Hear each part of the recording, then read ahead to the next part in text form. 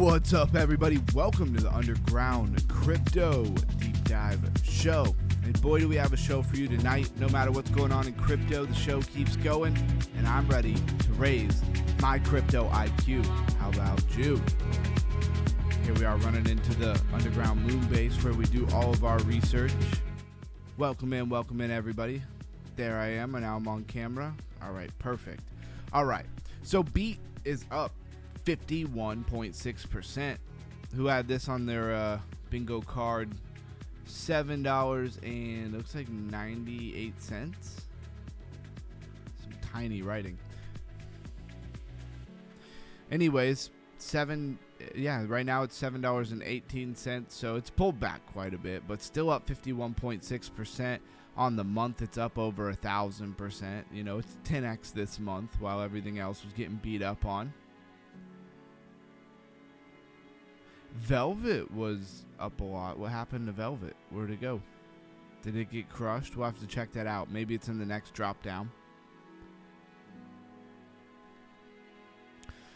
World Liberty Finance with a little bump, 8%. Gwei up 6.9%. These are small little wins here. 11.8% for Province Blockchain.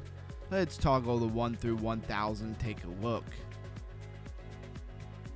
So your top like 400, they're all negative on average. And your biggest gainer today is like 800 and 900, but nothing crazy, 1%. There's Velvet. It was in the top 100, and then it dropped on me. Let's see. You have this Seal Coin. It's still out here pumping. It's up 8%, but Velvet here is the big winner. Up 109% in the last day, up to 84 cents from about 29 cents to 93 cents. And in the month, it's up 850%. Watch out. So we have Nexus. Nexus is up 12.5% today. No huge losers. Billions Network, Build On, Sentient down a little bit. BTW, which has been pumping like crazy. It's still up 625% on the week. Let's drop down to 200 to 300 here. So we got Magma, Degen, and UAI, or Unify Network. It's up 24.7%. Degen's been coming back strong. It's not something that you really heard about for the last month, 2 months, 3 months. And now it's been pumping the last couple of days. Over the last week, I would say at least. Up 22.3%. And Magma up 44.2% today from about 37 cents to 57 cents. Let's go ahead and do our price rundown. Let me refresh it, make sure we have the latest prices here. Shout out to everybody who's here with me. I appreciate you more than you could ever know. Shout out to Melissa, to Chris Goss, Digital Revolution. No Blues guy again tonight. Haven't seen Blues guy much, or Reliable J. It's funny, when it rains it pours. That's how it goes. You got to get used to it in life. As Jim Rohn says, the seasons are predictable. And winter comes every year. So I think maybe we're in a little bit of a crypto winter right now. But don't wish things were easier. Wish you were better. That's going to be my quote of the day right there. So Bitcoin, 61,743. Down 3.6% in the last 7 days. Kind of holding up. I mean, does anybody else feel like they expected it to be under 60,000 by now? A little bit. Definitely a little bit there. Overall market cap pretty much the same, 2.2 trillion, down 0.4%. Ethereum, $1,626. Ethereum, the bigger loser here, being down 10.9% in the last 7 days. It kind of just let go. But we've done multiple stories where literally there's institutions that are just loading up on Ethereum, or one, Tommy Lee in particular. We'll get to that in a minute when we get to some news. BNB, $587. XRP, $1.10. Solana, $63.46. Dogecoin, about 8 cents flat, really. Hyperliquid, $53. Keeping an eye on that one for a great entry at some point. At the bottom, I think things have a potential, guys, to get ugly. With some of this price action and some of this drawdown here in the market, I think it has the potential to get ugly. I think maybe, was it today? What day is the day of the SpaceX IPO? Is it tomorrow? I want to say it's tomorrow, but I can't remember. Stock's not something I'm real excited about. And for some reason, the SpaceX IPO has got me kind of like, I don't know about this one as far as how well it's going to perform right away. Over time, of course, I think it'll perform great. Good chance that it drops drastically. Good chance that you're going to see basically what we see with most launches of most altcoins, right? Everybody builds it up, it comes out high, and then it comes down as people sell it off or whatever they do. Insiders sell it off, whatever it is, people who bought early. Zcash, $411, down almost 35%. Canton Network, 16 cents. I'm excited because these things are going to go on drastic sale. That's where all the money is made over time, is stacking some bags. For a lot of people, I don't know. A lot of times, I do, but I don't really get what people are here for when everybody leaves, when everything gets really cheap and on sale. It's like, if it's a good project, it's a good project. Hyperliquid's still gonna be Hyperliquid. A project that has excitement and exposure outside of crypto. It's got people outside of crypto wanting to buy and be excited about it. Canton Network right there with it. Zcash. So these things are gonna come back at some point, but how low of great prices are we gonna get? Or here's also another narrative, is that we really don't spend too much time down here. We go to like, a quick pull down, maybe the day of the IPO or something. We go to like 55,000 or something like that. Don't think that Bitcoin can't drop like $10,000 in a day, because it definitely can. I've seen it do it many times, both to the upside and the downside. But what I'm trying to say here is we might not have as much time accumulating at low prices as you think you might get. Anyways, Monero, $336, XLM 18 cents, Cardano 16 cents, Chainlink $7.60, Memecore $2.87. Remember, Memecore's had nice runs. That could be something worth scooping if you get it at good prices. SWE 73 cents. Lab $8. Wow, Lab's all the way back down to $8. And we'll roll down to Flare for the king of Flare here, number 92 by market cap, but I don't know if we will see Blue Sky tonight. Hope everything is all right for Blue Sky. And Reliable J and a few other people that I'm not seeing. Thursday night, I know the Lifer has his, his show for those people who are in his group, like kind of the exclusive show. But it's not Thursday, it's Wednesday. Let's go to trending coins.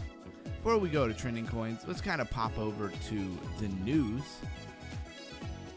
And let's just see what the big deals are here. Yes, everything looks a little bit different. They had some different modes. Not for ChatGPT, but for the Google Chrome extension altogether. So you could like put the whole Google Chrome browser into like dark mode. So I was like, that's cool, I'm gonna do that. Yeah, it's hump day. It definitely is. And it's like it's hump day, and it's a not super exciting time for crypto, that's for sure. It's exciting if you're like me and you're like, I'm gonna buy some bags of some stuff cheap that 5-6 years from now is gonna be worth a ton of money. Hopefully.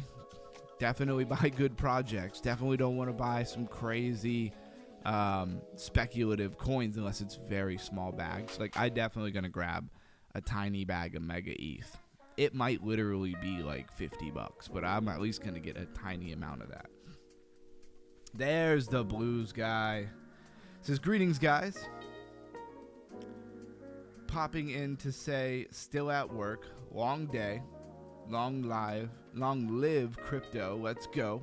Love the low prices accumulation. Hey, Blues guy gets it. Thanks for popping in and saying what's up. That way we don't have to miss you. I bought some bags of stuff today. Good for you, Melissa. And see, I didn't want to hold for, 6-7 years, the bags that I bought, but I knew that I might. So I was prepared to, if for some reason I missed the top of the market. We'll talk about that in a minute. For anybody who's new here, due to the 4-year cycle, I'm just gonna keep it real simple. Due to the 4-year cycle, we were supposed to have the top of the market, the Bitcoin market, which usually has an altcoin top of altcoin market somewhere in the vicinity, whether before or after. And it was supposed to be in 2025, and it was actually in 2024. So it was like a whole year early. I thought we were just starting the bull market and kicking off. And that ended up being the altcoin rally. Anyways, Bitcoin's still holding above 60,000. It always puts that as like the first story. I don't know why. But we already know that because we already went over that. Ethereum, Solana, and XRP are still under pressure, right? There's heavy pressure on these things, selling pressure. Again, is it from the IPOs going on, Anthropic, SpaceX, those kind of things? Is it just in general? Is it all correlating together? People are scooping great prices. And while a lot of money runs out and buys those things, are people going to be scooping up some XRP, some Bitcoin, some Ethereum? I don't know. Inflation hits a 3-year high, but Bitcoin and Ethereum still bounced slightly. Decrypt reported that U.S. consumers' prices rose 4.2% year over year in May, the fastest annual inflation pace in 3 years. Monthly inflation rose 0.5%, largely driven by rising energy costs tied to, of course, the conflict in Iran and the U.S. I don't know if anybody saw that they hit a pretty big target in Iran. It's a big deal for them producing, weapons, Iran. Okay, normally higher inflation is bad for crypto because it supports tight Fed policy, but Bitcoin still moves slightly higher after the report, rising to around 61,000 to about 62, while Ethereum, Solana, XRP also ticked higher from the immediate levels of the CPI release. And if USD goes into heavy inflation, people might want to hold some other assets that they feel are a bit of a hedge, right? The Fed rate cut narrative is getting weaker, which is not good, really, overall for crypto. We've really only seen these massive bull runs and quantitative easing conditions during bull runs and stuff. So that's, to me, one of the biggest factors that nobody really seems to talk about on any channels that I've really seen, is that we didn't get quantitative easing. We did a bull run while we were in quantitative tightening, which means money is more expensive to borrow and to use, and so less of it gets pumped into the market. So the Fed rate narrative is getting weaker, right? Federal Reserve was held rates at 3.5 to 3.7 throughout 2026. And now traders expect the Fed may hike at least once before the year to end to fight inflation. So there you go. Now we're supposed to have a new person in there. What are they going to do? It's going to get weird fast. But always fun to watch. Double Ozo in the house. Welcome in, welcome in. Welcome in. We're just going over the news right now. We're just kicking off here. On-chain data shows intense capitulation across crypto. Reports that more than 8 million BTC are now sitting underwater, according to Glassnode data showing the scale of the recent market reset. Ethereum's profitability profile is also compressed, with shares of ETH supply sitting at more than 3x profit, falling to 11%, the lowest reading since February 2017. It's one of the biggest market structure stories today. A lot of holders are now sitting on a loss, and that usually means sentiment is very weak. And it is now under where I had bought a good portion of my Ethereum. So that kind of sucks, of course, but that's what happens in a bear market. You get a better entry. If you think you have to stop and ask yourself, do we think Ethereum's done? Now, there was a time before Ethereum kind of started straightening itself out where I thought maybe Ethereum could become irrelevant. I also knew a lot less about some of the more intense blockchain and Web3 development type stuff. And now that makes me feel like Ethereum's not going anywhere. And it still has more than everything else. If Ethereum goes down and goes to nothing and fades into complete irrelevancy without some kind of black swan event, like a major hack or something, then crypto's done in its entirety anyways, not just Ethereum. That's just my hot take here. Good you can make it, yeah. Hey, glad to be here. Hey, we're glad to have you here. For anybody who doesn't know, I switch categories from entertainment to education, and that is kind of changing our profile on YouTube, plus the pause and the monetization. Don't even get me started on that. I've spent a good portion of today dealing with YouTube, and it's so pointless. Basically, they want you to wait, 4 to like 6 weeks to see if their little code shows up in the mail. It's like, this is 2026. Like, you can't verify my address any other way. Crazy. I should be able to take a picture of my utility bill and send it to them. It's crazy. But what happens, but here's the thing, this is what's already happened to me several times. I won't talk about it a lot, I'll just say it real quick, is that I request the code, I wait the 4 to 6 weeks and nothing comes. So then I go back to them and say, hey, I didn't get the code, and they're like, oh, okay. Our solution to this is you request another code. So now I'm on the 3rd or 4th time requesting another code. So you can imagine how high my confidence level is that their stupid little code is going to show up in my mail. But I'll leave that frustration there for now. XRP holders are realizing more losses than profits. I guess it depends on where you bought. Glass Data cited a decrypt shows XRP 90 days realized profit to loss ratio has fallen to 0.38, which means for every dollar of loss being realized, only 38 cents of it is profit is being taken. Okay, that is a clear sign of capitulation. Very interesting. XRP is not just down in price, the on-chain behavior shows holders are moving coins at a loss. People gonna sell in fear. XRP network demand has also collapsed from its speculative peak. Yeah, you're in a bear market. I don't know. That doesn't sound huge to me. That sounds like, yeah, we're in a bear market. ETH is just getting started. C000, I knew I liked you because I agree with you completely. It has all the institutional attention, right? Bitcoin has a ton of it too, but anybody who's moved, any of the institutional narratives that's moved into blockchain and Web3 technology, even a little bit, apps, stuff like that, are looking at Ethereum. They're not looking at Bitcoin, and they're sure the heck not looking at, crazy small layer ones. They have all the developers, and they have most of the money and most of the attention in the entire market. So if they fail and just fade off into irrelevance, every bit of DeFi probably is going to do the same thing. And that's just a huge bet that would just happen. I don't know. I don't think it is. Anyways, let me tell you a little story, right? I've really loved the narrative, right? The topic that we've been going over, right? The invisible crypto upgrade, because I really think it hits things on the nose that what's really going to move us forward here into adoption is people never really understanding crypto much at all, but it working and them using it, and maybe they'll kind of slightly know that they're using it, but they won't feel it. They won't understand it. They won't understand what we went through in Web3, bridging assets and stuff like that. So I really do want to continue this, right? I said I agree too. It's not going nowhere. They just want you to sell it, at a loss as they buy it cheaper. Don't fall for it, guys. Exactly. And that's why, somebody told me a long time ago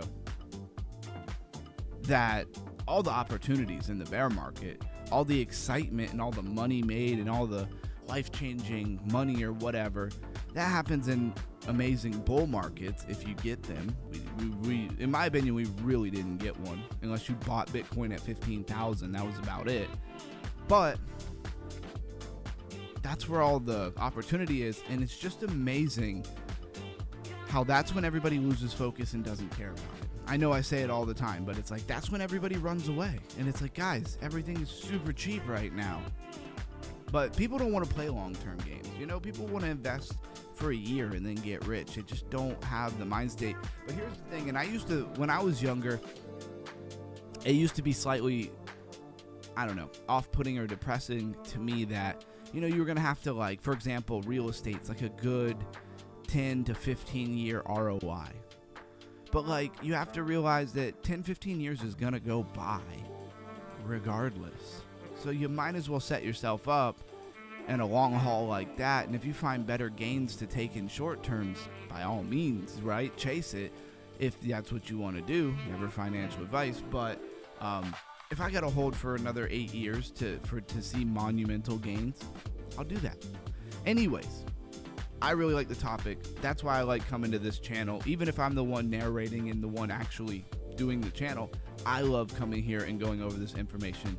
So let me tell you guys a quick little story about crypto, right? So it would be Campsta's bedtime, but Campsta's not here. I don't know where Campsta's at. Keep your ETH, keep your BTC, folks. Don't give in. Yeah, and just for the record, I always pride myself on being transparent. I don't own any Bitcoin. I did own a little Bitcoin at one point. I did sell my Bitcoin to get into some other things.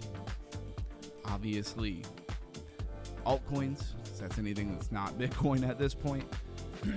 And so, yeah, there you go. One of the biggest problems in crypto is that users are forced to think like operators. A normal user doesn't just say, I want to swap a token. They often have to think through the process. God forbid, God forbid people have to think. It's horrible. Which chain am I on? Where is liquidity?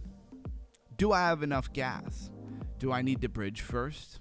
Which bridge should I use? What route is safest? What route is cheapest? What route is fastest? What if the transaction fails? What if the slippage changes? That's why you change your slippage percentage. It's tolerated. Anyways, what if I sign the wrong approval? That is not normal customer behavior. Yes, it was a product of decentralization. Here's an amazing thing. Decentralization gave power back to the people in a big way. And you realize why people didn't have any power in that financial realm in the first place. Because they don't want it. They don't want it. People don't want to be responsible for their own money and be responsible if things get messed up and they lose. They want to blame somebody else and have somebody else come in and make them whole. That makes them feel good. It's the truth. And that's been the problem with crypto all along, is that people who can't think for themselves and didn't want to govern themselves, be responsible, accountable. Ooh, don't get me started on accountability. It's a dangerous word to use with people because they can't handle it. Accountability is basically what's going on here in the land of decentralization. And most people they weren't interested in that. They wanted the old where somebody is going to hold their hand and make sure if money gets lost that they're made whole, that kind of thing. Anyways, it's not normal consumer behavior as most people know it with centralized economy. That is user managing infrastructure. This is why intent matters. Intent flips the user experience. Instead of users constructing the entire path, the user just expresses a desired result. For example, they just say, I want to swap this asset for that asset. I want to move this amount to that chain. I want to buy this NFT with the funds I have. I want the best possible execution. Then the system figures out the route. Don't get me wrong, this stuff would be really awesome in crypto to have. Solvers, which are the ones that figure everything out, compete or coordinate to fulfill that request. This is a major shift in what we would call UX, or usability, user interface. Because crypto today is often transition centered. The user signs individual actions, but intent-based design is outcome centered.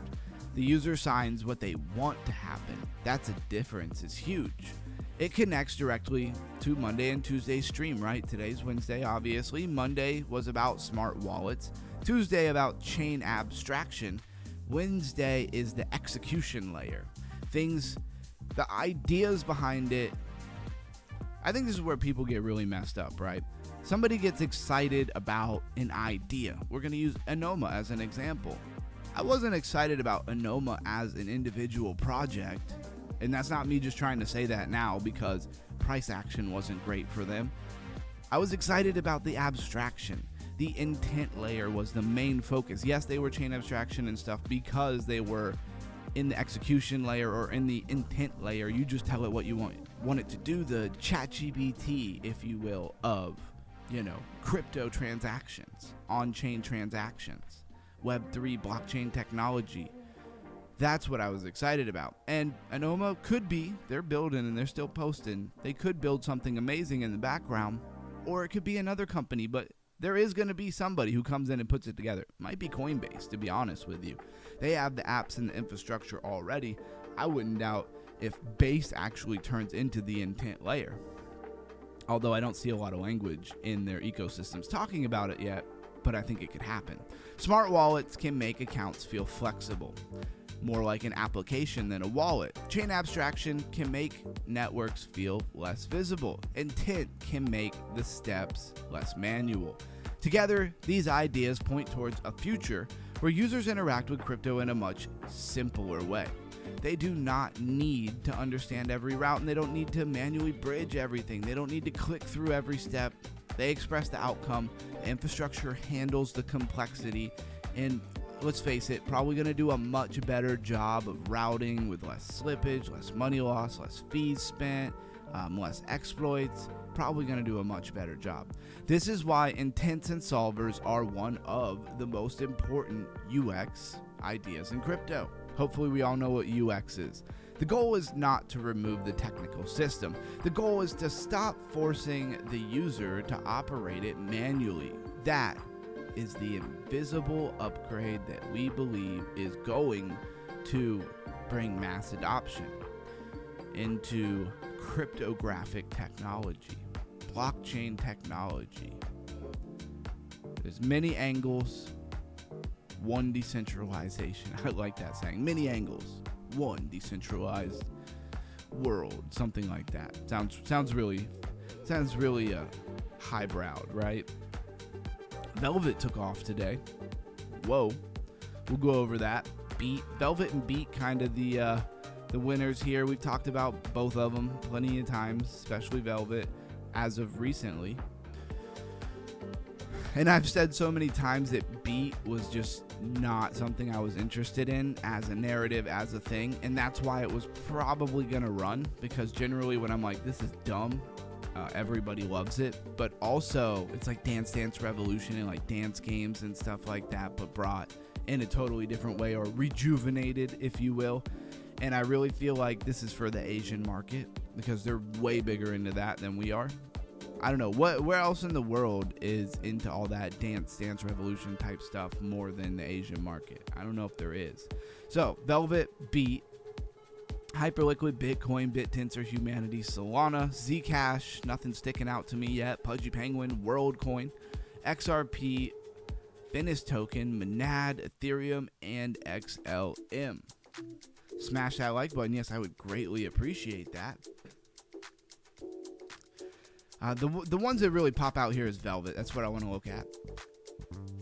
We have looked at it the last couple of days, right before it did this big move. We got it on market cap. So you can come down here and see market cap was only like 36 million as of like May 31st, which it was already on our radar at that point. It's like 11 days ago.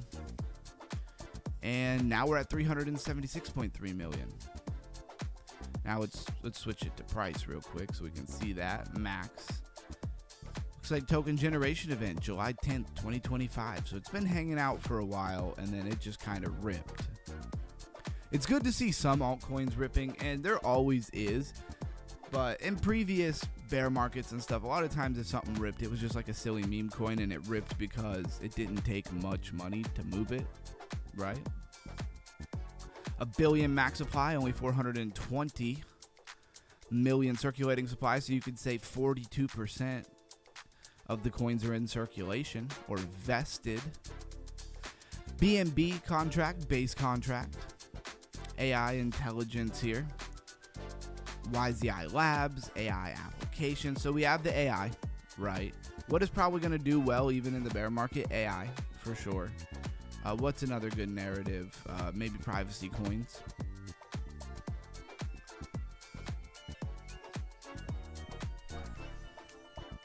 Let's go to their website. Again, pretty sure we just went to this yesterday. Trade like a pro with AI Copilot. So you have this AI Copilot that helps you, right, with all your trading. Now, we launched the dashboard here. Reminded me of a lot of different dashboards. I did think it looked pretty good, like the colors and the way that the user interface is. It is very important. How catchy it is how it gets people excited when they come, and then how much time they spend here. The more time they spend here, the more likely they are to load their wallet in, sign in, whatever, and use it. So you got your regular trades, right? And if you feel like this is gonna rip, right, then you could get into some other plays. I see Degen is here. It does make me wonder if maybe Degen is pumping because of this whole ecosystem. Again, for anybody who's new in the back, if you miss a really big pump, especially for like a layer 1, you just kind of look at the things that are around it.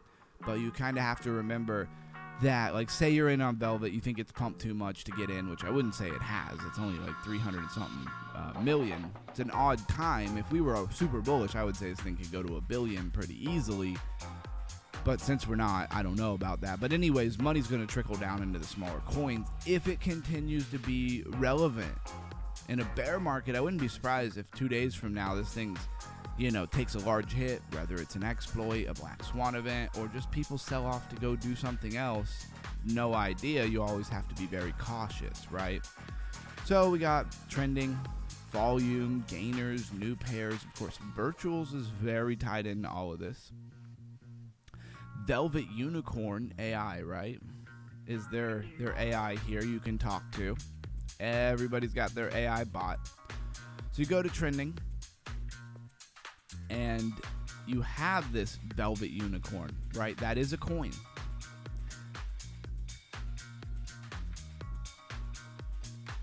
It says holders.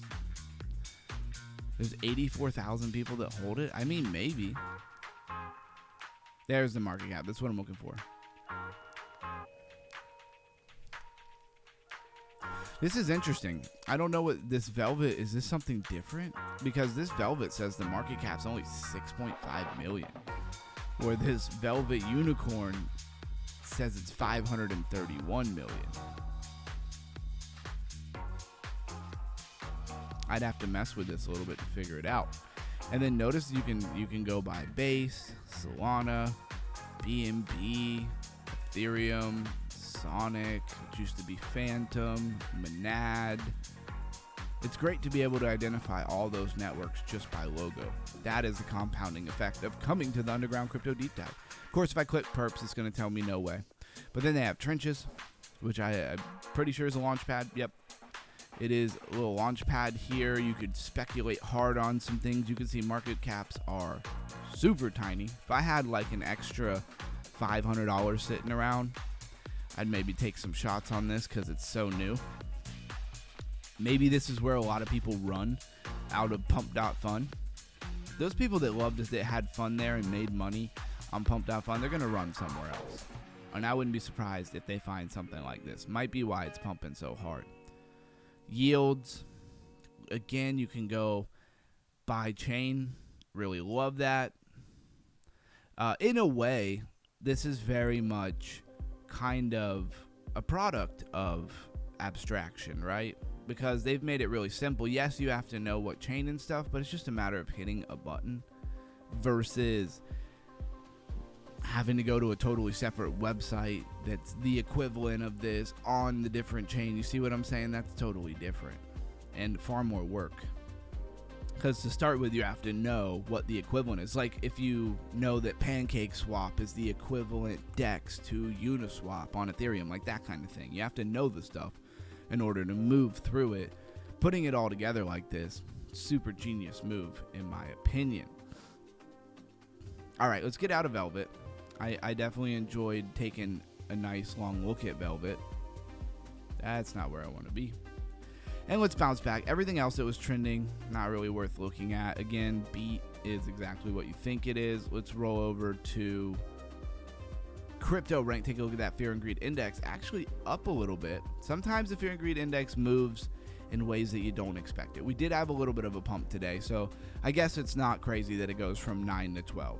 But you're not exactly moving into the green anytime soon here. We are still in extreme fear. And we got out of it for a little while, and it just didn't really happen. Like, I wanted it to slowly move up and not quickly move up, so we didn't quickly come back, but we just quickly came back anyways. So knowing that, I'm like, okay, I would have been fine with it going to extreme greed for a week if we were just going to come right back to extreme fear anyway. But there were signs. There were signs. Let's see. Double Ozo says totally agree. Will do. Adding to my bags of ETH also. Smash that like button. Thank you everybody for being here. Let's go to the trending coins. Hopefully Jimmy Villian shows up. I like to just say people's names. All of a sudden they show up. It's happened so many times. All right, let's make it the top 20 instead of the top 10. You know how the show goes. Vinyl Equity. Been over it a bunch of times. We're going to move through fast for some of these because they're not real exciting. Like, Vinyl Equity is a digital transfer agency. I know you guys are super excited. Platform for public companies, share registry, restricted stocks proxy, and reporting. Not exciting stuff to the masses, but it's good to know about. It's good to know it's there. They're in a funding round, no token generation event. We have the Stargate Finance, which seems to have a token. How long have they had a token? It looks like a little while here. More than a little while. Let's go to the monthly chart. Since the 1st of August, 2022. So they've been around a while. Super low bottoms. Bottomed out here around like 10 cents. Now it's 43 cents. So it's already done a 4x, right? For Stargate Finance. If this is something you would have known about. Stargate is a composable omni-chain native asset bridge powered by Layer 0 protocol. So I guess if you would have known about Layer 0 ecosystem, maybe you would have known about this and got excited, right? Layer 0 actually acquired them. So STG holders can now convert STG tokens for 0. Hopefully that's done well. A lot of times it's a bit of a shit show, honestly, just to be straight up. It's like a rebrand. A lot of times it's terrible. Ape Chain, Arbitrum, Avalanche, Base, and Barachain. They got Base in there. I mean, you'd want to see like Solana and BNB, don't get me wrong, but it is a bridge, so it might just not serve that purpose. Neura is a decentralized emotional AI platform. That sounds fun. Designed to infuse digital interaction with empathy, memory, and deeper connection. I hate it. So it's probably gonna pump like crazy. This is my new counter trade myself. I think that this is not what I would want, and therefore that means the masses are gonna eat this up. I don't know. That's my takeaway. I'm gonna start counter trading myself here, because if I did that, I would own Beat. That's for sure. Very funny. All jokes aside, let's take a look. It's an AI category, obviously. I mean, I get such mixed reactions with people when it comes to AI, and I can almost guess the reaction depending on who I'm talking to, right? And it's just really weird. I'm just gonna take a second to say what happened to NFTs. NFTs still, on a technical side, are what they are. But there's only 2 NFT projects that I can even think of that even matter, even relevant at all. Number 1 being Bored Ape Yacht Club. That was the premier one, right? Connected to a bunch of celebrities. They do look like they're building some cool stuff. And if they do build all that cool stuff, probably going to be pretty awesome in the future. More right this second, Pudgy Penguins has real products in stores. Like I've told the story many times. I bought bought a little penguin, whatever figure, whatever it was, might have been a plush, I don't remember, from the store at Target, and then I got home and realized that it was Pudgy Penguins, and I was like, whoa, that's crazy, right? Didn't expect that. So my point is, they have like real in-store items to keep, I don't know, capital rolling in, keep them alive. They got rid of their old founder. They have a new person who bought him out and is the one who's really taken Pudgy Penguins and actually did something with it. Really cool stuff. But what other NFT projects are even in the conversation? I just can't think of any that are even in the conversation. Pudgy Penguins is trending on Crypto Gecko, right? Every day. Anyways, I was starting to get off on a tangent of something I was going to say here. Totally lost my train of thought. All right, we'll move right along. MemeX is a decentralized AI-focused futures exchange for trading AI company valuation, stocks, computation prices, and prediction markets. I remember what I wanted to say. I think it's really interesting, and I just want to put it out there. You guys tell me what you think about it when it comes to AI. So it's like you'll talk to people, and they'll all pretty much agree that AI in the future, now in the future is not really determined if that's 10 years, 5 years, or 100 years from now, AI is going to run everything. Most people seem to agree with that. Some people are really terrified about it. Some people think it's going to be really awesome and free up humanity, universal income type stuff. But like everybody tends to like agree, whether they're positive about it or negative about it, that AI is going to be a huge part of the future, if not the dominant force of the future.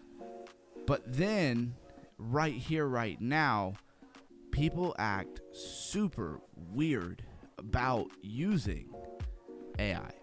You know, it's kind of like, oh, I use ChatGPT to coordinate and keep everything together and set up a stream and do all these things that if I did this by myself, one, the show would have a lot less put together, you know, data, but it would literally be like a full-time job. It would be here's the thing, it would be a full-time job and it wouldn't be as good. It probably wouldn't be as good at all. So it's like, it's a win-win. I can get it done quicker and it takes me less time. But that wasn't my point is not to come here and try to defend me using ChatGPT, because I don't feel like I need to. My point here is how weird it is that like people hate AI, but they all seem to consciously know, whether they like it or not, that AI is going to run everything.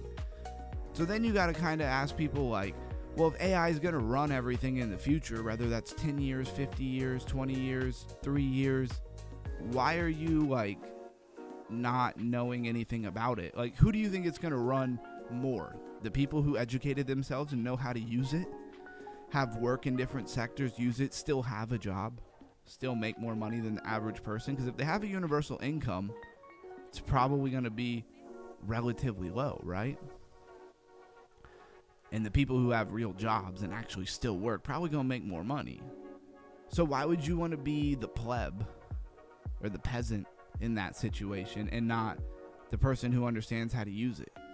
I don't know. It makes no sense to me, and they're very against it. I remember my wife did a post that had to do with AI, and people like were acting like she alone was ruining the earth because she used AI to generate an AI image that she used to their post. Like she alone was ruining the world. People are crazy. But either way, they seem to know, that's my point here, either way, they seem to know AI is coming, that it's going to run everything. They know that. But they just want to be clueless slaves in the AI world and not educated, I don't know, people who know how to do something with it. Very interesting. Hey, there's Camsta. So BTC pamping a little. People are always against new tech. Yeah. I mean, if you've ever heard, go ask somebody who's been around like how people were about the internet. Some people here may be old enough to know. I was young. I do remember it. I remember using AOL and dial-up internet and stuff like that. Certainly people remember much farther back than I do, right?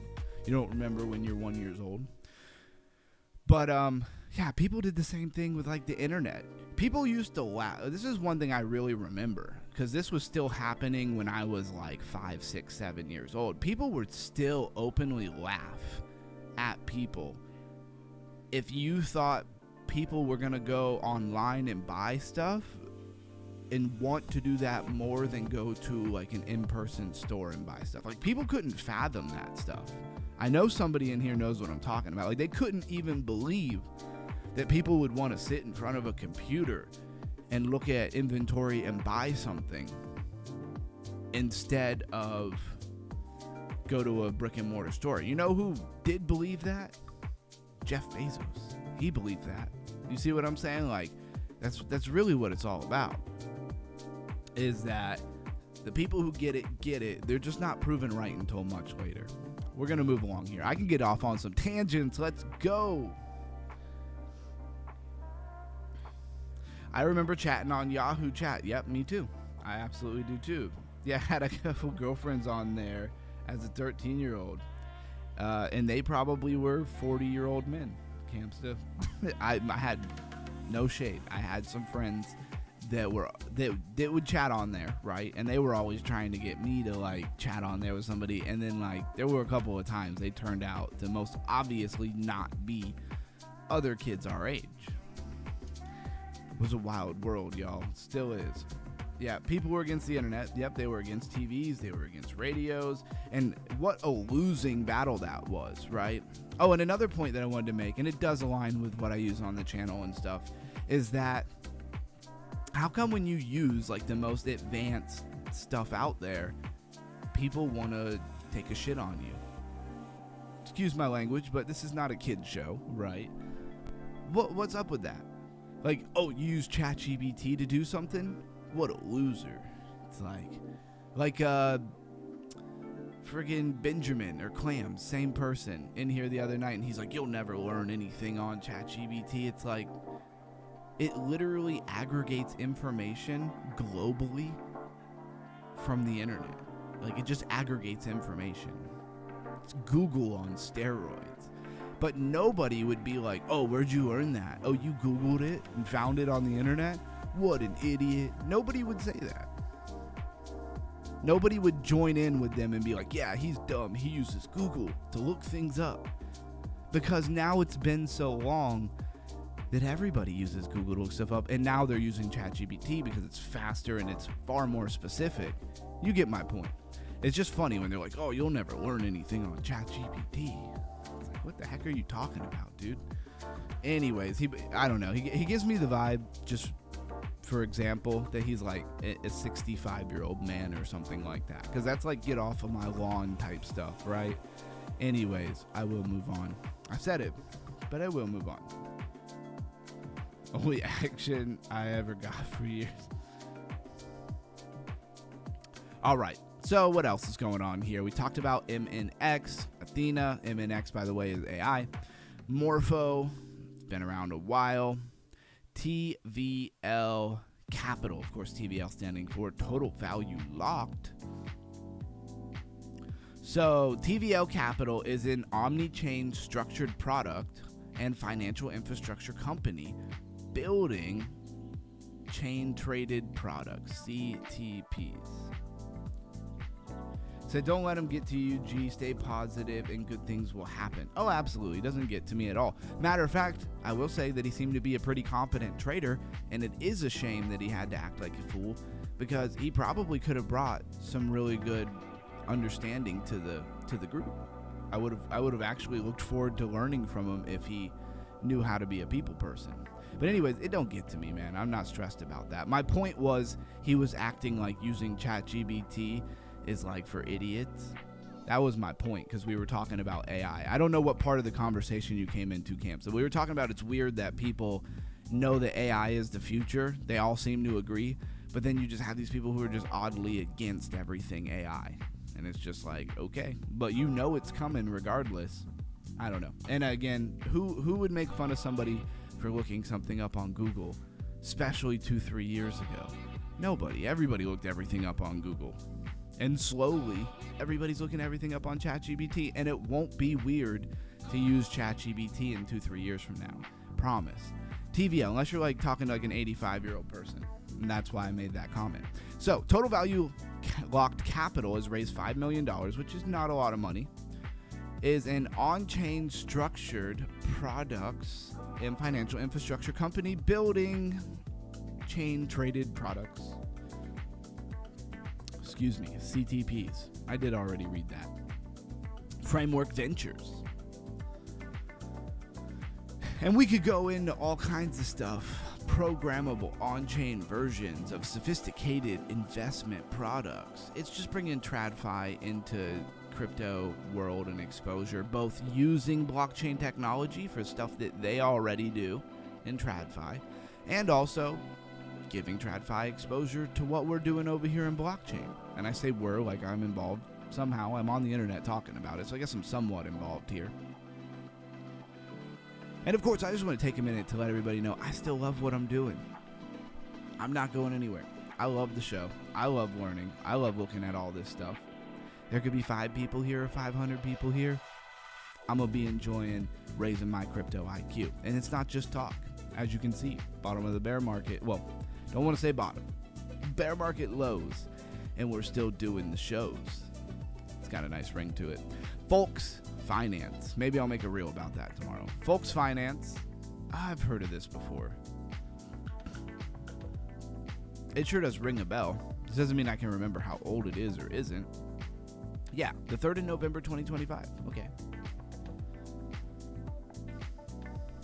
Melissa says, I love the show as well, which I'm super glad to hear. We have some people, it's such a blessing that even in this kind of time with crypto where people have just lost excitement, most of them have gotten hurt so bad because they're probably trading with way too much leverage and they don't have any spot bags, or they do have spot bags and they watched them go down, they round tripped them, and they're very beating themselves up, which is easy to do. No shade on those people. But anyways, people like Camsta, he comes to the show continuously, usually blues guy. But Jimmy Villain has been in here saying great things that he's really picking up. I can tell that Jimmy Villain gets what the channel is. Not everybody seems to get what the channel is, or the Discord for that matter, if you catch my drift. They think it's like a TA trading Discord when it is not. I'm all for trading and having TA in there, but that's not what the channel is. Anyways, $2.3. $2.40 here for Folk Finance, a pioneering DeFi platform that offers cross-chain lending, borrowing, staking, and trading. It's supposed to give me more details. Oh, it's going to just give me a bunch of nonsense. Shout out to the pop-ups on Crypto Rank, giving me something to click on every 5 minutes, or 5 seconds it feels like. So let's go to the website for Folk Finance here. Again, November 3rd, 2025 is when this came out. I do definitely remember it. And what do you do with all these different financial, leading cross-chain DeFi? There's so many of them. And a lot of them do a lot of the same stuff. They have a vault, they have a swap, they have a bridge a lot of the time. There's nothing wrong with that. I'm not trying to say that they're like not needed. They're just infrastructure. And people don't really get super excited about infrastructure, do they? Here's the more Web3 version of what they got going on. Big disclaimers. Decline the cookies. So connect your wallet, create an account, start using Folks Finance. Web3. They got the loans, the swap. You can deposit. And you can connect your wallet. You can choose your network, Avalanche, Ethereum, Base, BNB, Arbitrum, Monad, Say, they have a lot. There's a little drop. Your points. So it's very interesting. I don't know how long this has been live necessarily.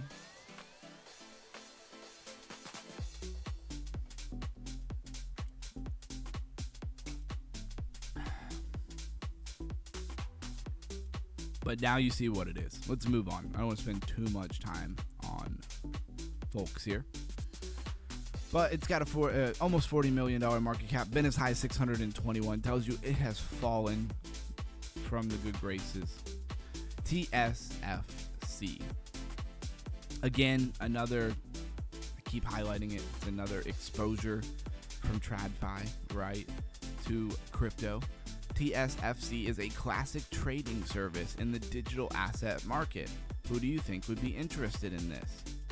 A trading service in the digital asset market. When investing through TSFC, clients authorize the company to execute transaction and operations with their funds on cryptocurrency exchanges. Right? So it's like an exchange.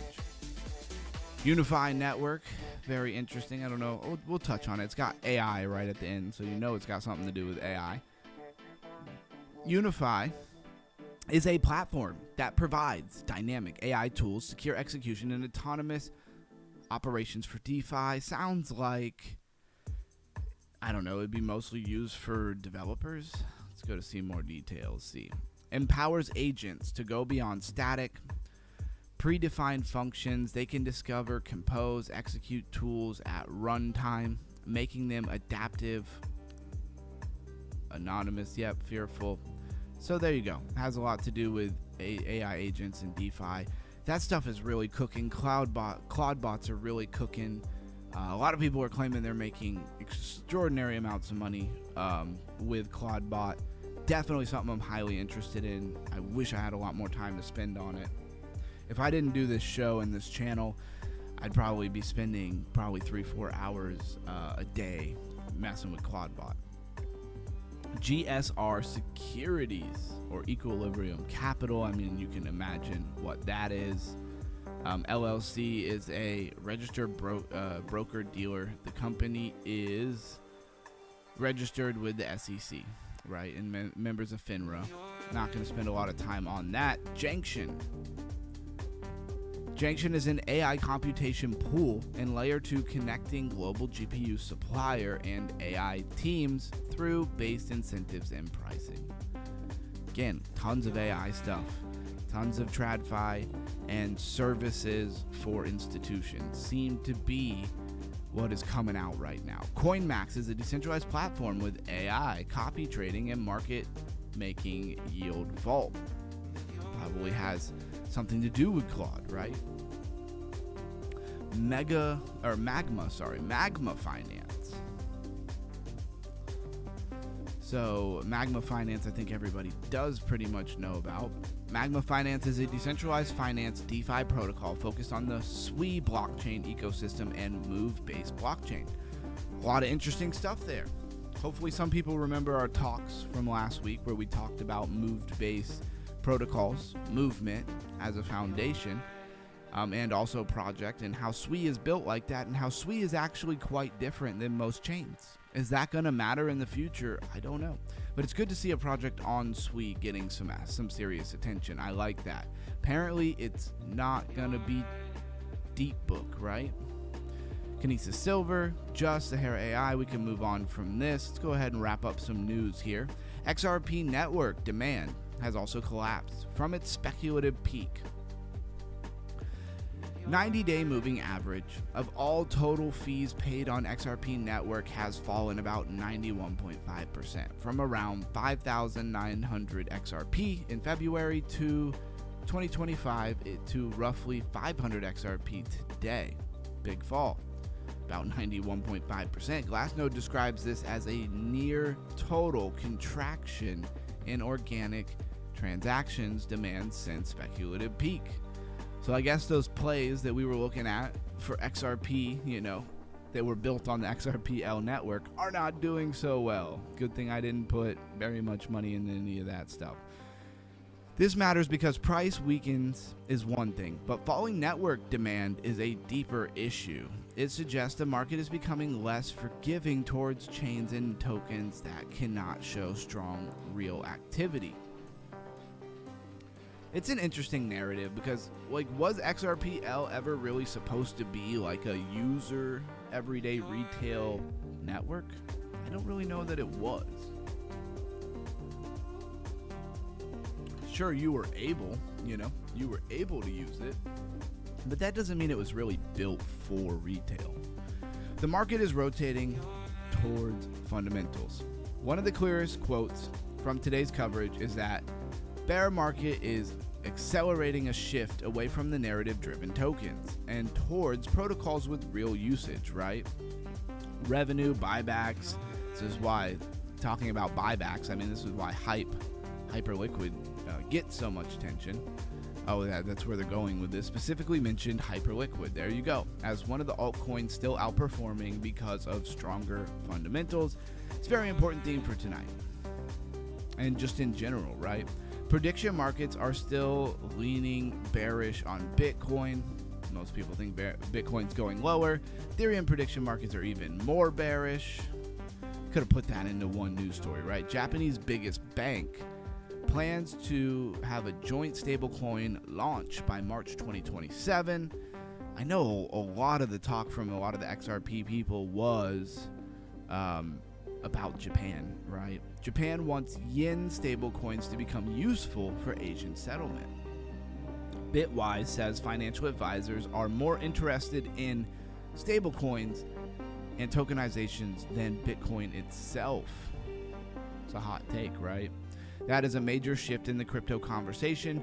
Bitcoin is still the biggest asset, but the institutional education narrative is moving towards blockchain rails, tokenized assets, and stablecoin settlements, which is interesting because it's going to be a little bit harder for retail to swim with the fish, the whales here, and get a piece of it. Maybe in the tokenized assets you could get in on some projects, but you can't buy a stablecoin and get in on the appreciation of value, right? They're making their money off of the fees from the settlement.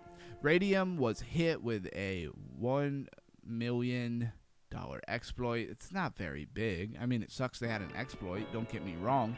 It's not very big. DeFi exploits and dormant code risks are back in focus. Yes, because you have Claudebot and AI that can scour every little bit of code, right? MasterCard's AI agent payment rollout is getting crypto support. Ethereum privacy is back in the conversation with PERC20. This one's interesting. Decrypt Tracker also listed an Ethereum PRC20 proposal that revives interest in privacy token transfers. This is important because privacy is becoming the biggest topic again after the Zcash bug and Monero audit discussion. Now Ethereum privacy proposal. The market is trying to figure out how to balance privacy, compliance, and auditability. That's interesting. Make elements where you want them private and not everything private. That could be quite useful. Bitcoin layer 2 botanics is shutting down due to lack of adoption. So when we go talk about Bitcoin DeFi, reports that Bitcoin layer 2 network botanics is shutting down in July due to lack of adoption. It didn't work. That's the takeaway there. Delaware lawmakers are advancing a bill to ban Bitcoin and crypto ATMs. Don't get me started on these crypto ATMs and the scam concerns, and they're always scamming the old people who have no idea what they're doing. They're always doing it. They're probably always going to be doing it, And Solana Foundation enables crypto buy-ins and stablecoin payouts for World Series of Poker events. That's kind of your news there, and then it goes into a lot of times what is trending on social media, which are all the same things that we just went over. Hyperliquid and Paradigm are pushing back on stablecoin AML rules. Now let's raise that crypto IQ and get to some of these talking points. Everybody still awake out there? Everybody still doing well? Drop something in the chat, let me know. Crypto today is too transaction centered. Hot take. Most crypto apps are designed around transactions. Approve this, sign that, switch network, bridge here, swap there, confirm again. This makes sense from a protocol point of view because blockchain processes transactions, but it doesn't really match how users think and the stuff that they would normally use. Users do not want to wake up thinking, I would like to create a sequence of state transitions across multiple blockchains, right? I don't know who thinks that anyways, but you get the point. They think I want to swap, pay, yield, move funds, buy something. That is the gap. Crypto infrastructure thinks in transactions. Users think in outcomes. Intents are an attempt to close that gap. I think it's genius. I hope that they can actually do it. And intent is about the desired outcome. The simplest way to explain an intent is an intent tells the system what the user wants, not every step in between, and the system figures that out, right? That is the key difference. A transaction says perform this action, the intent says achieve this result. For example, a user may not care whether a swap routes through a DEX or several different DEXs. They may not care whether it uses one bridge or a different bridge. They may not care about which solver fulfills it. They may not care about what end result. Did I get the asset I wanted? Fair price? Was it fast? Was it safe? Did I avoid unnecessary friction? That is what really matters to a user, right? They shift the experience from a step-by-step execution to result-based execution. I think it could be great, but how hard is it really to? Double O Zo says he's here. Glad to hear that. Thank you for responding. I appreciate it a lot more than you would know. So if somebody could pull this off, it's going to be great. Kind of makes me want to go over to CoinGecko and type in like intent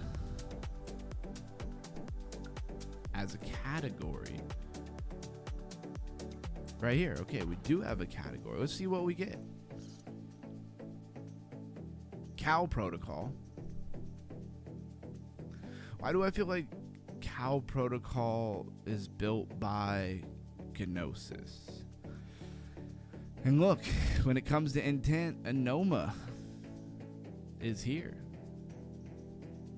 Now, I'm not going to act like this thing is done phenomenally well in price, but it does seem that in the intent system, there's not a lot. And what's maybe better, bigger market cap, this cross protocol, and this Cow protocol. We'll come back to that in a minute. So solvers, it's exactly what it sounds like. They're solving how to get what you want done. You as the user have an intention. You tell the system what intention that is, and then the solver is the one who figures out how to get it done. So solvers are the actors. They do the actions that fulfill the intentions the user wanted to have done. If intents are what users want, solvers are how those wants get fulfilled. A solver is an actor or system that finds a way to complete the user's request. Depending on the design, solvers may provide liquidity, route across DEXs, bridge assets, execute cross-chain actions, compete for best price, manage timing, handle execution complexities. The user does not necessarily need to know all of that. The user doesn't want to know all of that. They just want the outcome, and the solver handles the path. This creates a complexity layer around execution. If multiple solvers can fulfill the same intention, well, they can compete to provide the best result. Now you have competition in that marketplace, making the best possible result for the user. Competition in a market is a good thing for the user. That competition would improve pricing, speed, and execution quality, but it also creates a new question. Who are the solvers?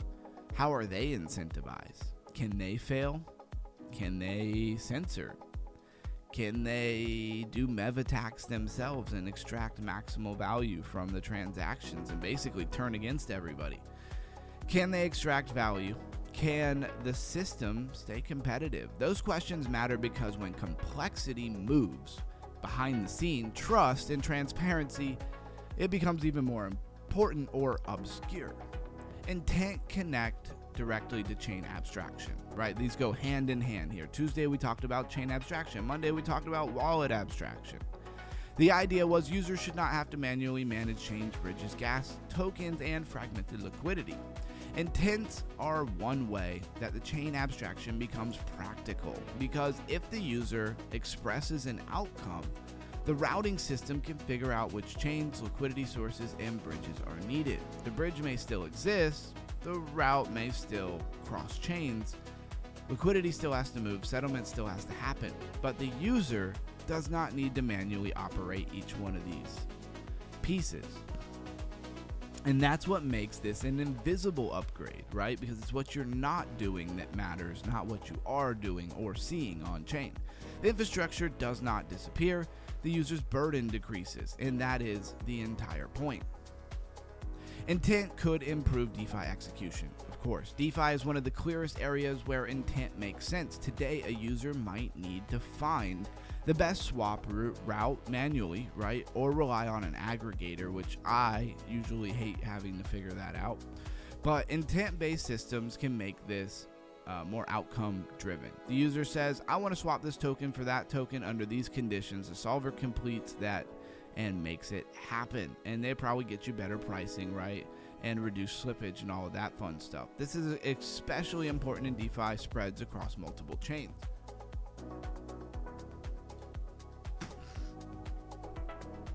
If you've ever had to do anything in Web3, where not only did you have to bridge something, but like you had to bridge something multiple times to get where you want, and you couldn't just one time bridge where you wanted to go. That would be the fragmentation of crypto in general, right? So liquidity is fragmented. No single DEX always has the best route. No user wants to compare every chain manually. That takes forever. Intent makes the user experience more direct. I want this result. Find the best way is all the user wants to have to say. Intent could make bridging feel outdated, and I hope it does. Manual bridging is one of the most painful parts of crypto. But intent-based systems can turn bridging into background action. Instead of bridge from chain A to chain B, wait, switch, get gas, use app. The user will just simply say, I want these assets to move over to this chain. And then the solver or filler provides the destination asset quickly and handles settlement in the background. That does not magically remove the underlying complexity, it just hides it, it abstracts it. It reorganizes who has to deal with it. Instead of it being the user, it is the system, and that is a huge UX shift. Let's take 2 seconds here and bounce back over to where we were looking at intent protocols, right? The only two that rank higher by market cap besides dBridge, which I'm not exactly sure how that fits in here, is Cow Protocol and a Cross Protocol. And let's learn a little more about it. So Cow.fi has an Ethereum contract and many others. Base, Gnosis, I knew it. I knew that Cow Protocol was built by Gnosis. I don't know if Gnosis will ever get spotlight. I feel like it will at some point, but they've built some really cool stuff with Gnosis and not a lot of people know about it. It's one of the gems that I feel glad to know about. Not so much, the tokenomics on Gnosis are amazing, but not so much because of the price go up for Gnosis, which it easily could have, but because of the tech and stuff that they've been building and how forward thinking Gnosis as a foundation has been. I know, the type of stuff most people are probably not thinking about. And it says decentralized exchange, MEV protection, and intent, right? So let's see, how do they go about actually having some kind of intent, right? What is this? Liquidity pool on Cow automated market maker? Okay. So Cow DAO develops the most user protected products in DeFi so you can do more with less worry. Cow Protocol, open source, permissionless DEX, aggregation protocol. Cow Swap, the DEX that lets you do what you want to do. MEV blocker. Don't hear enough. See, this is so like ahead of its time. Addressing real problems in crypto that I just don't think, like between intentions and MEV, it's like people don't even know that they're by the mass in crypto, not even outside of crypto, but in crypto don't even know these are real problems, and they're already fixing it, right? CowDAO is famous for pioneering technology at the forefront of intents, MEV protection, and more. Whether you're a crypto beginner or an Ethereum OG, you can learn more about these important topics in the CowDAO knowledge base. Love that. Okay, we got governance by holding the Cow token. Kind of want to go back. What was the tokenomics on Cow? $1 billion, about 58% in circulating supply. 24-hour trading volume is pretty low though. Let's go to the actual swap here. And again, we're here because they talk about intent. So I'm like, where's the intent, right? Where is that? So you got swap. Swap now. Say I want to get some USDC to cow. What does... Okay, so 1 cow is about 13 cents, 14 cents. Just interesting stuff I like to know. Is Gnosis coin on here?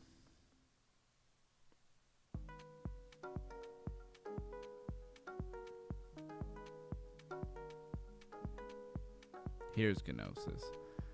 Just because I can quickly see what Gnosis is worth. Why'd it do that to me?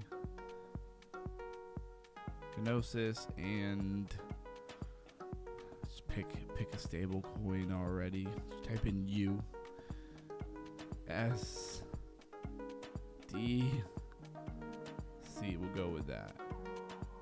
So it's about $95. There's a lot easier ways I could have figured that out, huh? Connect wallet. Okay, you can use MetaMask, Ronin, and probably many other 530 other wallets. Get out of here. Wow. You don't usually have that level of connectability here. That's crazy. They have 530 plus different wallets. I've never... I don't think maybe I don't pay full attention. I've never gone to any of these type of Web3 websites and seen that many wallets that you could connect with. What's up with the MEV blocker?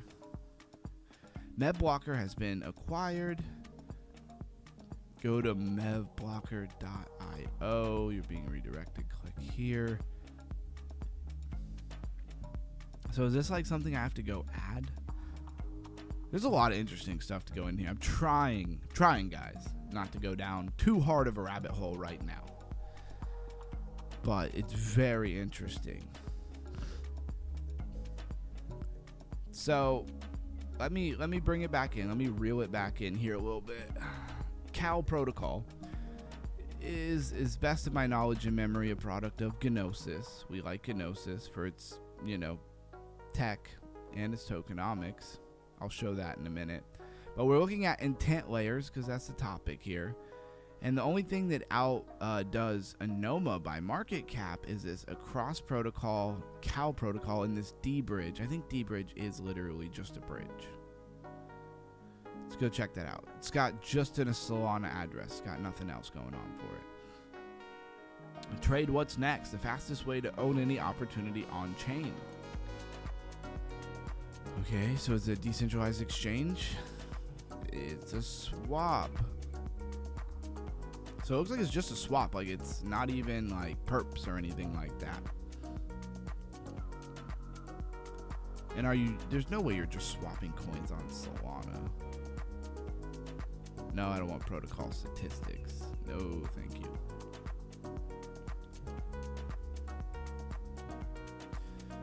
Just kind of wanted to see what all it is. How this is considered intent, I get it, but I don't know that I would really say this is competing in the world of intent, right? Even with Gnosis, I wanted to dive into it a little bit more. How is it dealing with intent, right? But my point is, I don't really see a lot of projects forwardly talking about intent like Anoma is. So keep that in your mind. Intents could also create new risks.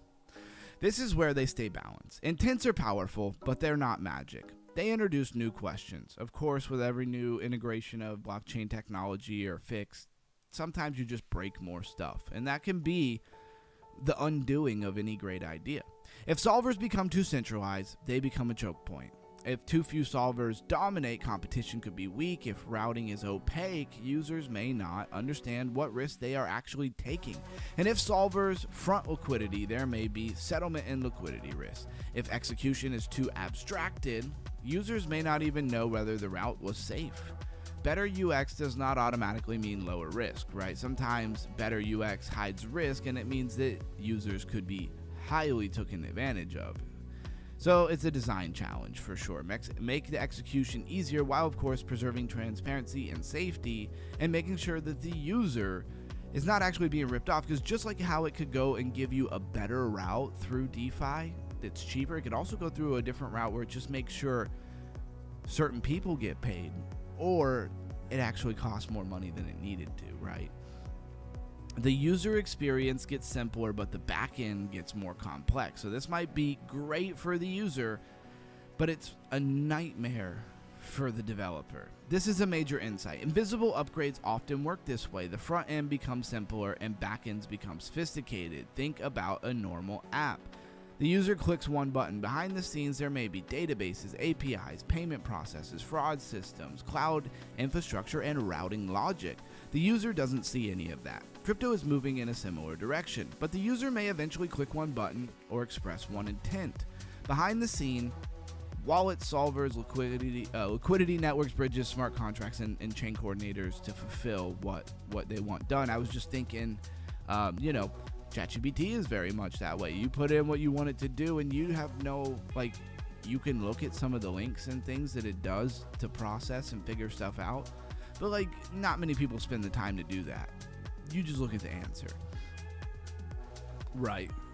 So that is not complex. It's complexity. I'm losing my train of thought. Okay, back up. I know you guys think I just read this stuff, but I am losing my train of thought here. So that is not less complex.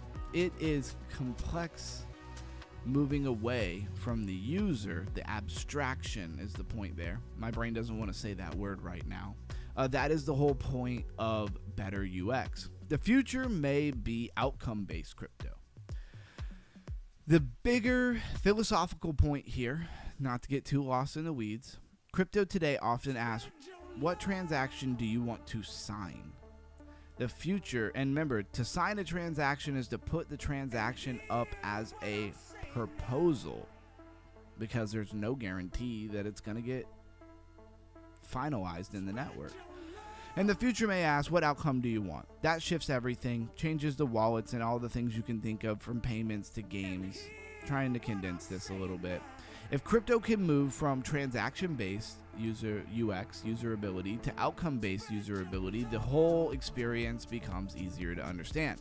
This is why intent may matter beyond just one niche. They represent a larger movement. Crypto becoming less about exposing infrastructure and more about delivering outcomes. I think you can guess what the core insight is here. Users do not think in transactions, they think in the outcome, right? You think about what you want done, not, what it takes to get there. Generally, you have to figure that out along the way. And I'm just going to bounce over because I just noticed that Anoma has been posting quite a bit, just kind of seeing where it's at. Getting a little bit of attention, 179.5 thousand followers. There's one person following that they're following. Who is that? The Anoma Foundation. Yes, I would like to follow them. Let's go there. 36,000 followers. Steward of the Anoma ecosystem, providing resources, guidance. This is like all the less retail facing stuff, right? From July 8th, V1 is live. Alright, looks like they post a lot less often than the regular Anoma page. Basically, Anoma has put this Anoma Pay out. That's the biggest, most recent thing that they've been posting about. Which, having payment rails, I guess, is something you would really need if you're going to build everything else. I just wonder how far along they are with building everything else that they say. Now another payment option available for BNB users. V1 allows you to hold, transfer, and pay with crypto without publicly exposing your balance or transaction history, so it has privacy in it. could theoretically, I don't know how soon people would realize it, but it could wind up being another privacy coin as well. Let's go back to CryptoRank. Do they have privacy as a category for Anoma? What just happened? Privacy infrastructure. Okay, so it's well known at least that they are privacy infrastructure. That's good. I mean, they have some narratives here. I mean, the only narrative that they don't have here, at least forwardly facing, is like AI. But there's no way, in my opinion, there's no way they're going to pull off this whole intention, again, ChatGPT of crypto kind of idea. No way they're pulling that off without AI integration. So they should probably put some of that out, and that might get people a little bit more excited in the project. Anyways, I'm not going to do a whole nother stream on Anoma or anything of that nature, but it was a fun show and a fun rabbit hole to go down. How is everybody doing out there?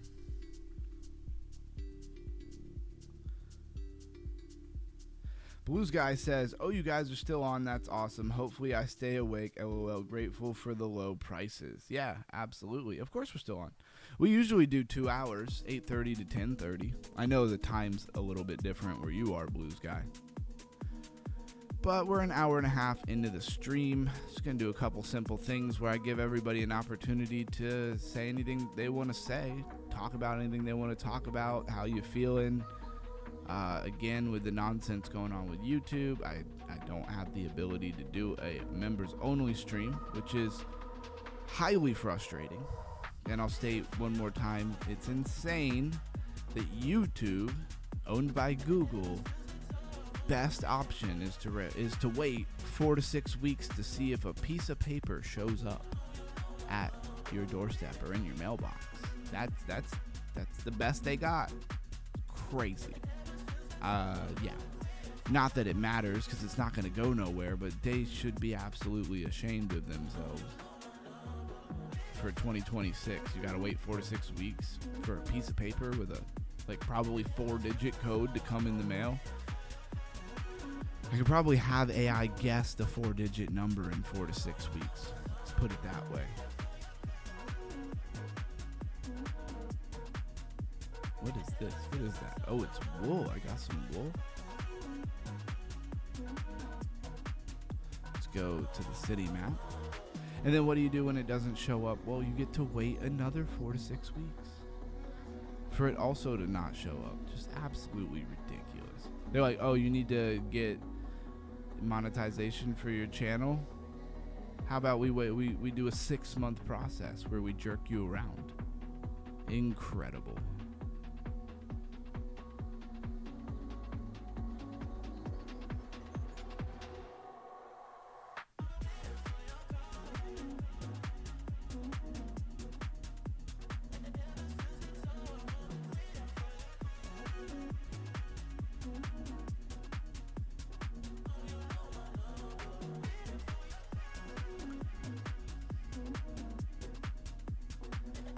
And, we're here, guys. We're in the doldrums of crypto right now. And it's funny, I've changed a lot of things. I didn't realize how unhappy I was with the thumbnail today until I saw it right before I was about to go live. And I was like, wait a second. I must have been really tired last night when I set it up. I don't usually set it up the night right after the stream. Thought I'd try to get ahead. I must have been really tired because that thumbnail does not look like me. Let's put it that way.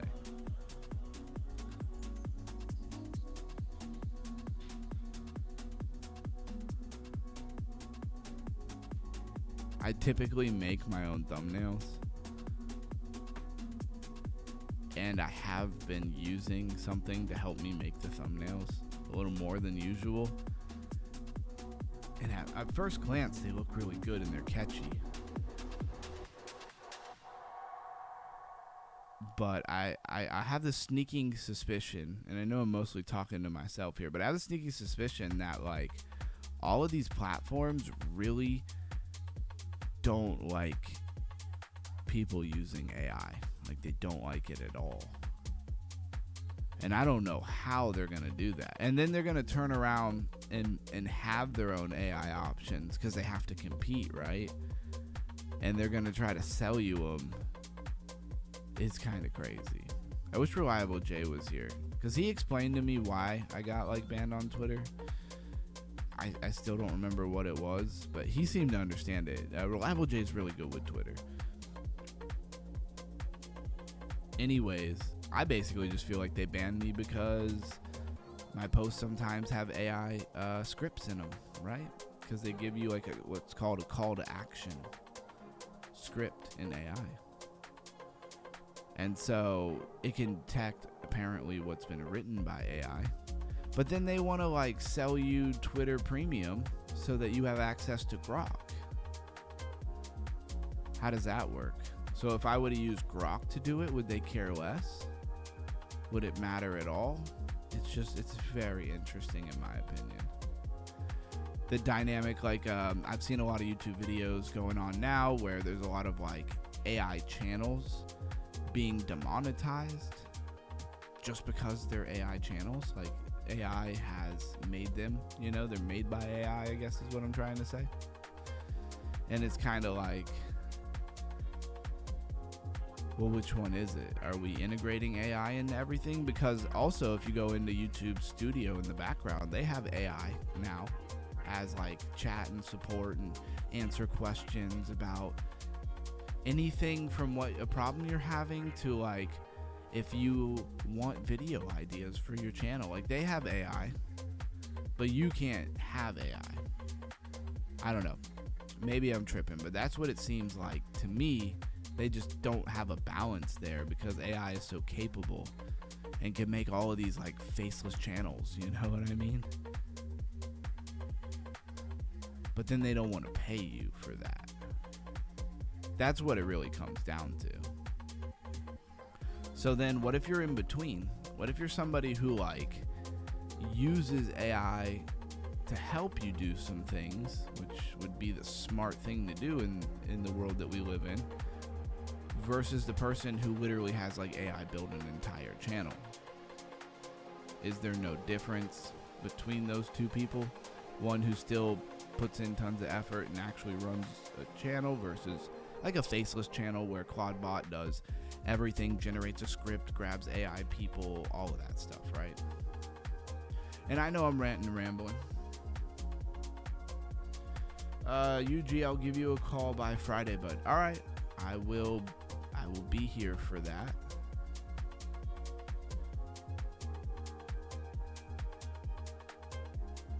Whenever you call, I will be here. All right, enough of this game. I could sit here and go forever just running through these guys. But we got what we wanted. We got our 1,000 points, so give me my free item. They got me.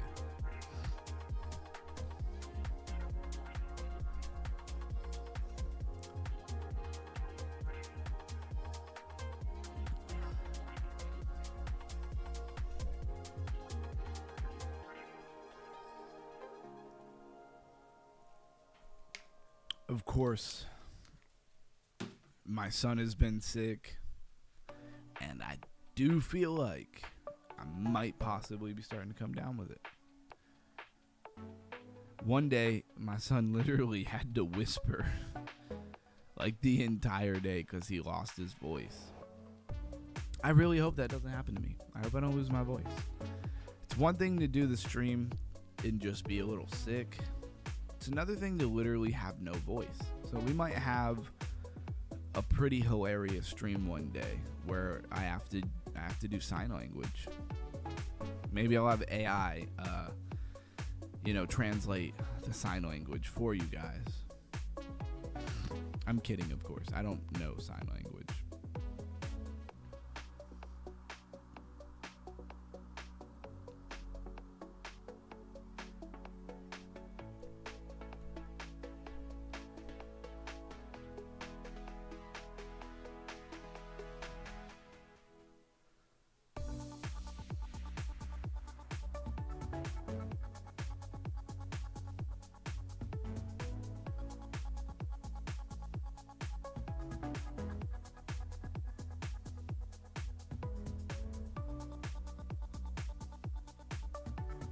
Got him.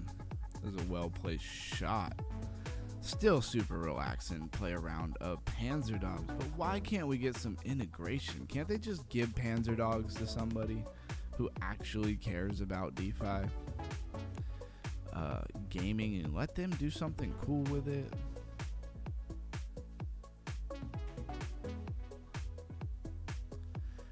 I don't know. I am super tempted to go build like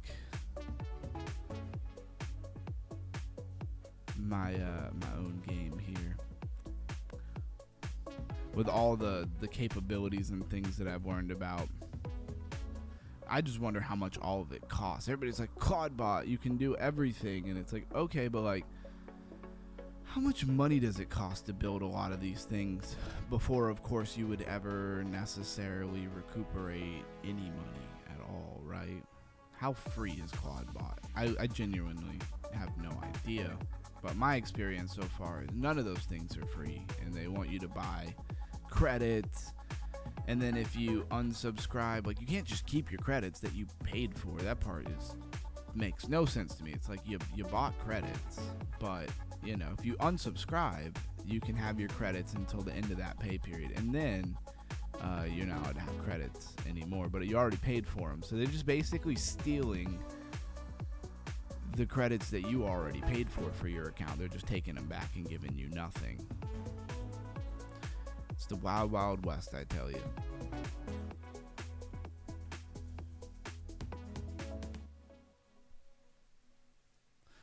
Top dog, it was fun, guys.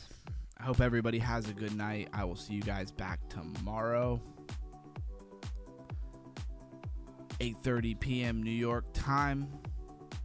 I hope you learned something about intents. I hope this invisible crypto upgrade has got you understanding how we could potentially get a lot more people using crypto and blockchain networks without even realizing it.